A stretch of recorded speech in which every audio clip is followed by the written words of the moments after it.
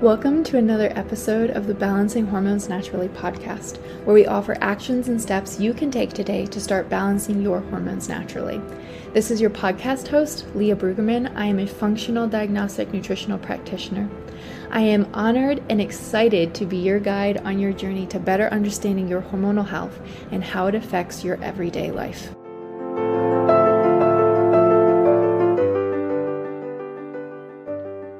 Hey ladies, welcome back to another episode of the Balancing Hormones Naturally podcast. We have a super special guest for you today, which I think will be actually just so awesome because I'm obviously not as versatile in the mental health field. And I feel like this is going to be so applicable to everyone. But this is Lorna Costa, which I think I said right. No? Costa. Really making it fancier in my head. Yeah. But she is the host of Ditch Decade Diets podcast. And this is the question I wanted to ask you. How did you come up with this name? Because I think it's just so applicable. Like, I feel like diets come from generations, like your mom was on one, your grandma was on one.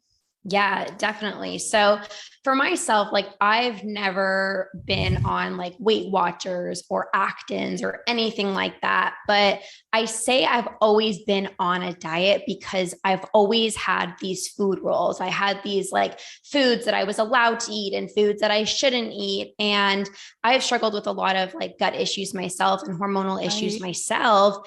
And there was always so many foods that I need to be mindful of, or else I would look 6 months pregnant.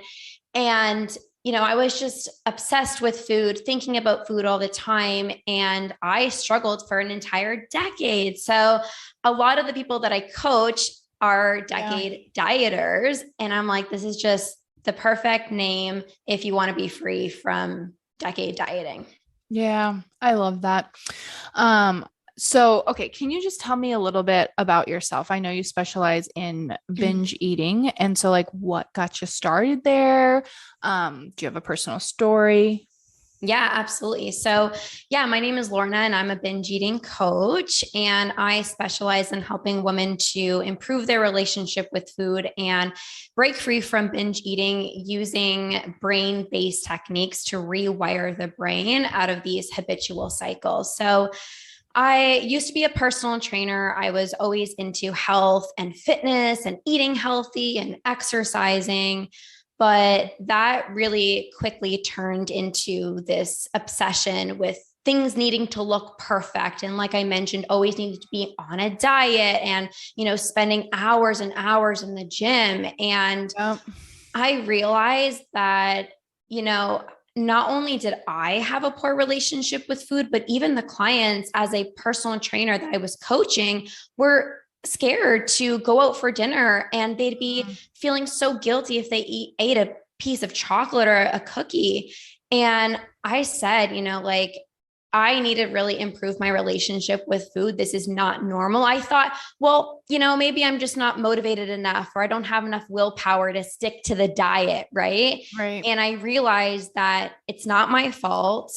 I've wired this habit into my brain, and I need to learn how to make peace with food and get out of the dieting wagon and be able to really just love myself and cultivate more self-love and not be so hard on myself.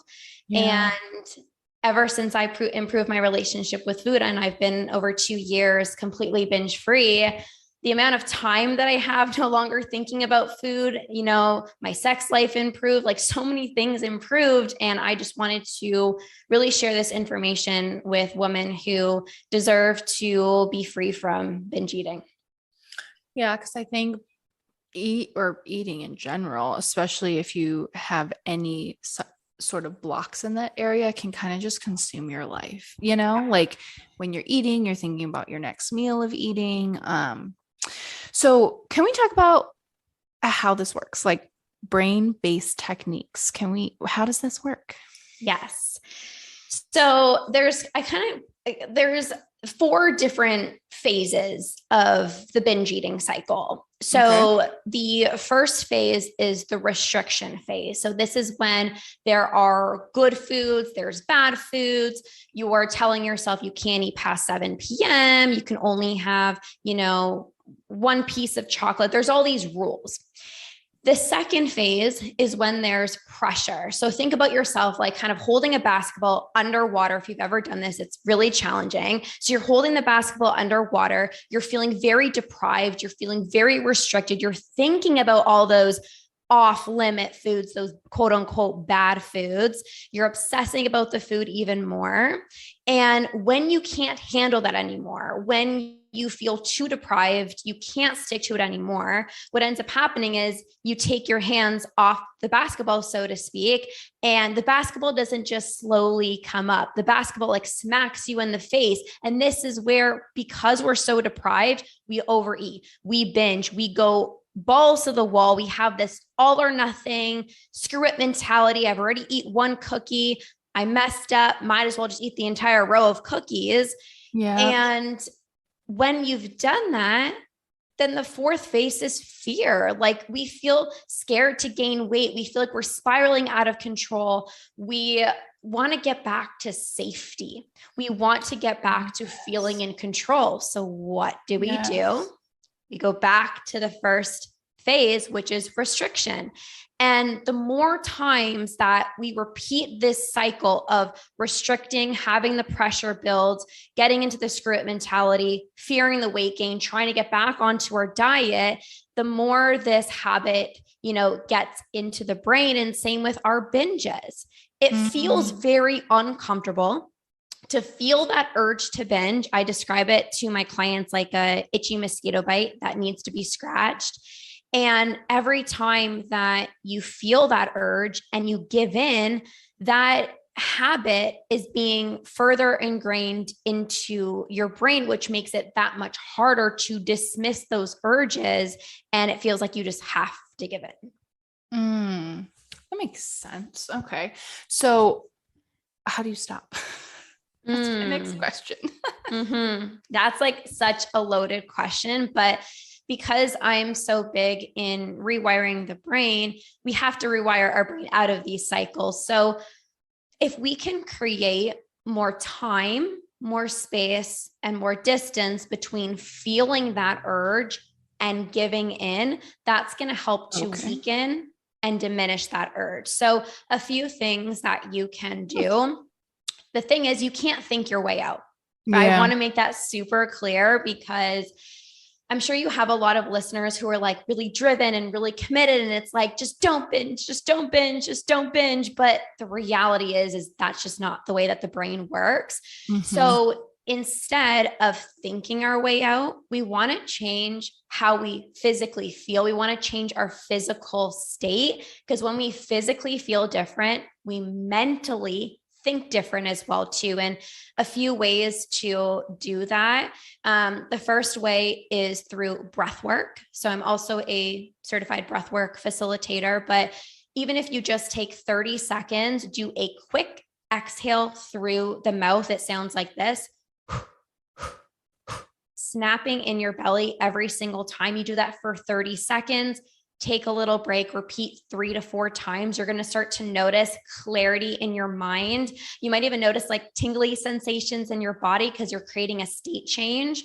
Another one is either a cold shower. So really just cold plunges like we were talking about, splashing water on your face, just like shocking your body, breathing through that.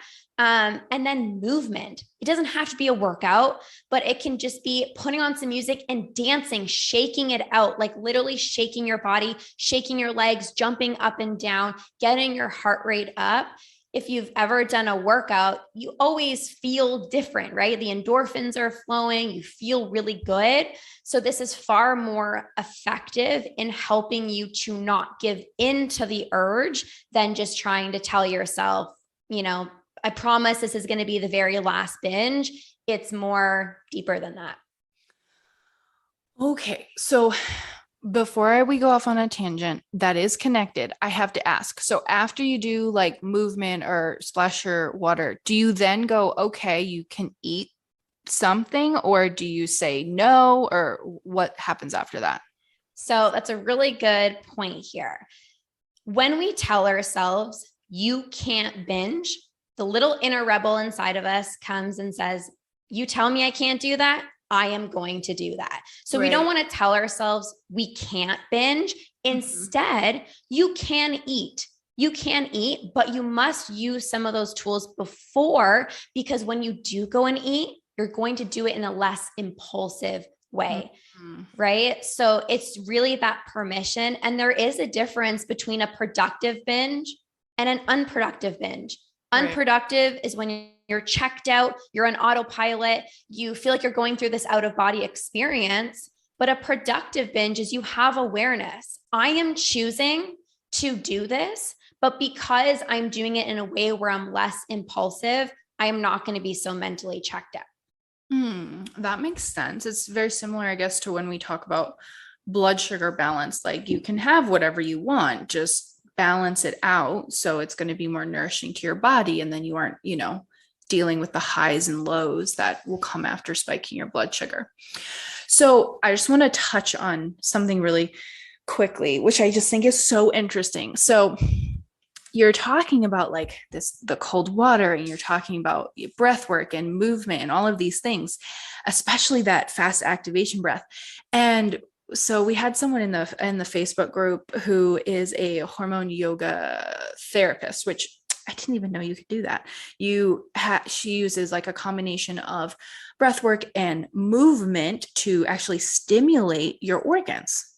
And that was one of the breaths she gave. And then over here, someone else that's coming on the podcast deals with nervous system regulation. And she talks a lot about like, before you try to make a decision on something, move your body, like shake it, get it out. And I'm just over here like, this is crazy. Like, all of you guys specialize in completely different things. But this is why I think, what you do works, is because it touches on so many aspects, like when you're dealing with binge eating, I'm sure there's so much of that emotional and hormonal aspects as well. And so when you have these different techniques, like, yes, it works for eating, but it probably also touches so many other areas of their life as well, because everything's so connected. Yeah, absolutely. And I think the reason it works so much is because we're getting out of our mind, out of our busy, chaotic mind, and into our body. And we all have this beautiful intuition, right? And so funny, for the longest time, I'm like, I don't have an intuition. I can't hear when I'm hungry. I don't know when I'm full. I don't know what's the right thing to do. I was so up in my head, thinking about food, obsessing about calories, when's my next meal, that I couldn't access my intuition. And when you're judging your food choices and you're feeling guilty, you're feeling shame, that blocks your body's ability to connect to your intuition, to be connected to your body. So it's the fastest way to drop out of our mind into our body is to actually just do breath, to move our body, to do the cold shower, to have that connection right away into your body. Just a quick break to remind you that if you are not already seed cycling with us, you should be seed cycling with us. The benefits of seed cycling are amazing. They contain so many nutrients that are necessary for hormonal balance, including zinc, manganese, vitamin E, all of the good things, amazing for egg quality. And while seed cycling is not the end picture, like that's not all that you'll have to do to maybe achieve the things that you're looking for in your health, you guys, it is the easiest thing that you can do. So 1 tablespoon of pumpkin and 1 tablespoon of flax seeds from your period to ovulation, and then switch to sesame and sunflower. So that is 1 tablespoon of each of those seeds every single day. You want to be buying whole, organic, and then grind them before you eat them. The reason why you don't want to buy ground is that they go rancid within a couple weeks. So unless you know where your seeds are coming from, how long they were sitting on the shelf, they're probably rancid by the time you get them, okay? So start seed cycling with us. And as always, if you want to make this even simpler for yourself, that is where Funk It Wellness seeds can literally change your life. They are organic, they are certified B Corp, all of their seeds are like, they get them from the best places, and you can get them shipped to your door. So it literally doesn't get any simpler than that. and it's a subscription. So literally Happy Hormone subscription box. I can sign up for that. Yes, please. So you can get yours shipped to your door. Right now, they're only in the US. So if you are outside of the US, I apologize. But if you are inside of the US, take advantage of the flash sale that they have going on. You can use code LEAH, LEAH 20 to save 20% off of your order. And you even save already on your subscription. So I love seed cycling, but I will say that sometimes it can get hard to stick to because it's hard to find quality seeds, and sometimes I forget to grind them and then I don't get my seeds in for the day. So Funk It Wellness makes it super simple. Literally, they're shipped right to my door. They grind them right before they ship them, so I know that they're not rancid. They have certified B Corp companies that they get their seeds from, so they're super high quality, they're organic. So yeah, I'm much more consistent with my seed cycling now, thanks to Funk It Wellness.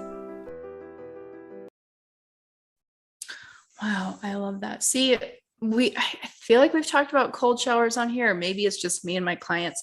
Another reason to do cold showers. Yes, it's like, it sucks. It's like I'm cold all the time. Yeah. But you just get out of it and it's like you just feel like brand new. Like you just feel amazing. I know. So, you can do those cold plunges with those massive like tubs. Yeah. I want to get one someday, but like you can't do it with you're pregnant. So I have just pushed that to the back burner. Yeah. But I'm like, maybe I could like fill my bathtub. Yeah. Well, it's so funny. My husband actually purchased one the other day and I'm like, we can just use the cold shower. I can just like use the ice tub. And it's apparently not the same thing. I mean, I do have to say it looks really nice to just have it like sitting there and you can just, I see people like completely submerged and then they'll come up and I'm like, okay, I'm not that brave because when I do the hot cold showers, like that first couple seconds of cold, I'm like, I cannot breathe. Yeah, I know. So good for you. So good for you. Okay. So I know one that typically pops up for a lot of women is late night, eating. Mm-hmm. And so can we talk about that? Like, obviously we're not talking about, your a healthy mindset of like, I'm hungry, I'm going to have a snack, but like the stuff where you're just like, you're scared of nighttime because you feel like you eat your pantry. Yeah, definitely. So I think nighttime eating is, it is so common for so many people. And I think understanding the way that the brain works. So first thing in the morning, we have higher amounts of decision-making power. And we haven't made many decisions throughout the day, right? You just wake up, your brain's kind of fresh, so to speak. But as you go about the day and you're deciding like, should I press snooze? What should I eat for breakfast? How should I do my hair? All these decisions, it does fatigue out the brain. So we can have these like really good intentions, and it's not about motivation. It's not willpower, but we can have these good intentions. But when our brain is fatigued, it resorts to what is most easiest, simple, what's comforting, what's pleasurable for the brain, what's most familiar. And for most people, that's sitting on the couch, putting on Netflix and eating a bag of chips. It's on autopilot. Now, what I would say is, I think a lot of the times we think like, what do I need to do in the evening to not eat? But the reality is like, there's so many other things that we can do throughout our day to prevent us from even feeling that urge to binge in the evening. And one of them is making sure that your meals are satisfying. I think for a lot of people, if we're like in that diet mentality, it's like we think, what should I eat? What do I have to eat? And we get scared of like having really satisfying meals. And that doesn't mean you gotta, throw a bunch of butter on it to make it satisfying, but like, what do you actually enjoy? For me, I love different food combinations. I can't just, have a bowl of rice. I need, my rice with, my meats and my vegetables and a little bit of this, a little bit of that. And stop worrying about what it needs to look like and start asking yourself, like, what actually sounds good? Because when you're satisfied, you're not just full. You can feel full, but if you're not satisfied, you're going to keep on eating. But if you're full and you're satisfied, there is no desire to keep on eating, and come the end of the night, you're satisfied. So you're not looking for that satisfaction at the end of the night. And what I would say too is pleasure and fun is really important. And I think for a lot of people, food is the main source of joy, the main source of pleasure in a lot of people's lives. But we need to have pleasure. It's not just about like doing your day job and coming home and getting pleasure through binging in the evening, but are you allowing yourself to have fun? Are you experiencing pleasure in your food, but also in your everyday life? Because when you're so high on life, so to speak, you don't need to get that high from a binge, which is really, really important. That makes sense. I remember, this is like totally off topic, but I remember one of my friends saying that she was watching a documentary and it had to do with weight. And she's like, even though you will feel so bad about yourself that you eat because those carbs give you that, those good feelings. And then you feel guilty for eating. And so then you go back to the food again because you want that short time high, basically. So that really makes sense. And it's wild to me too, like the decision-making fatigue at the end of the month or the end of the day makes a lot of sense.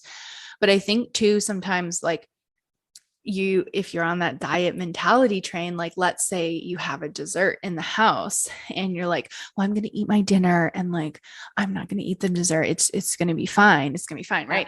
And then you would be much better off eating your dinner, having your dessert with it. Your blood sugar is going to be more stable, but then like you made that decision and you decided to have it instead of like, I'm not going to do it. I'm not going to do it until you kind of get a little bit hungry later in the evening. And then your decision fatigue, I guess, has hit at that point. And then you feel guilty instead of making the decision to add it to your meal.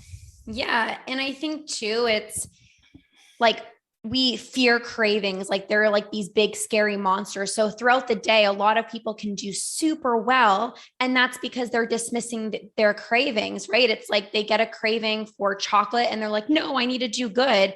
But that craving builds and it's no longer a craving at the end of the day. It turns into an impulse to the point where you don't have a choice but to give in.